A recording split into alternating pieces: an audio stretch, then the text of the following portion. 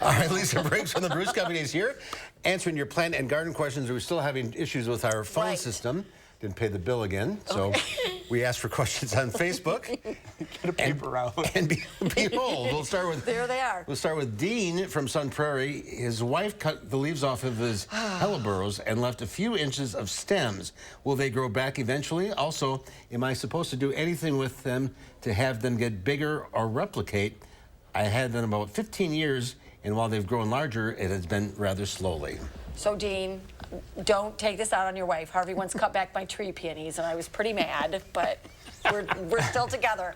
So, you've got some 15-year-old hellebores. Hellebores can get very well established. I would suspect in the long run you're going to be fine. Make sure that you keep the space where the stems are well irrigated through the growing season, and then you'll probably see, you might not get flowers next year, but you'll see new stems with new leaves come out for sure next spring. So he knows what he's doing. They're 15 years old. Yes. Do they get too old? Were they not going to? Hellebores can be very long-lived, so they should be fine. All right. But, well, yeah, so sad. Well, Jeanette has a question. When is the best time to trim your shrubs? So, Jeanette, there are a lot of different things about shrubs, so I'm just going to give a quick rundown. If they were flowering in early spring, then you should have pruned them already. So we're talking lilacs, crab apples. If there's things like spireas that are flowering now, go ahead and prune them anytime they bloom on new wood, so they'll be fine. Evergreens, you could be trimming now. You can trim most trees now, except for oak trees. You want to wait until after they've lost their leaves. They like to be pruned when they're dormant. It's illegal, isn't it? There is I don't know if it's illegal, but there is a regulation. All right. Cassie wants to know, have you explained growing degree days? Okay, so a growing degree day is a measurement of accumulated heat in the atmosphere. And it is based on the temperature over 50 degrees. And you just sort of do some math and figure it out. But what growing degree days make really useful are they're good indicators of when things are going to bloom, when insect pests are going to be active, when diseases might show up. So that's why we watch them. And does that determine the chart, the growth charts, the different? No, this has nothing to do with planting charts. It does not have anything to do with that. It doesn't have anything to do with zones. It's simply a measurement of accumulated heat from the spring until, so that's why we watch them. But it is fascinating for predicting, especially when insect pests are going to be around. Interesting. Yeah.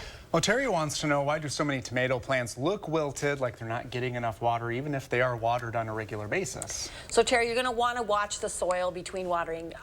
The really extreme heat that we've had can make things wilt and look like they need water. They'll be wilting even though you've been watering and the pots feel damp.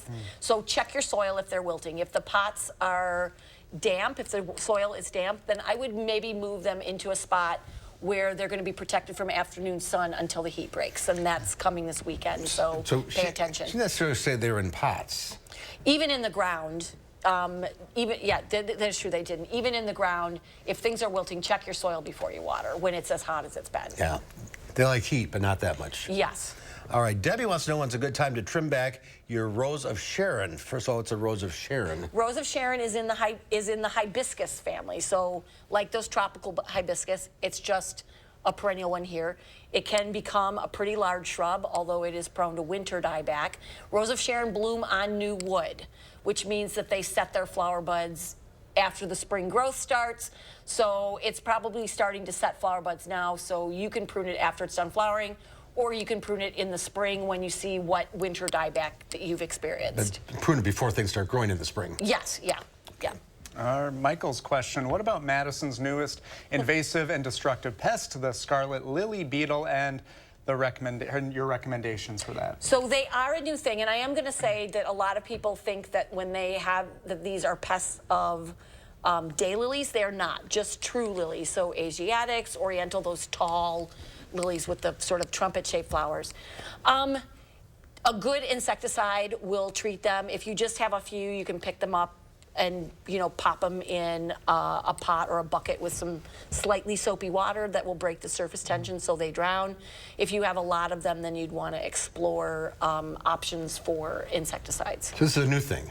If they've been around for about 2 or 3 years, they're small, about like this big, but they're screaming bright red. So you'll notice them right away, sort of oblong shaped, like a grain of rice, like a fat grain of arboreal rice. We talked about the rain and the grass is growing a little bit, but there's some patches that are just, in my yard at least, brown. I'm afraid that if you let your lawn grow, that you're going to experience a lot of areas where you're going to lose the lawn because the roots haven't survived. So for right now, what I would do is lightly rake to get the dead material out of there, and then water well and see what happens. The good news is that if you are into seeding your lawn, fall is an excellent time to seed your lawn. So wait a month or so, and then you can do a fall seeding, get the grass growing, and get it established before spring, and then that will help. Probably not a good time to seed right now. It's a little hot for seeding right now, yes. All right. Well, thanks for sending the questions. Yeah, thanks, everybody. Very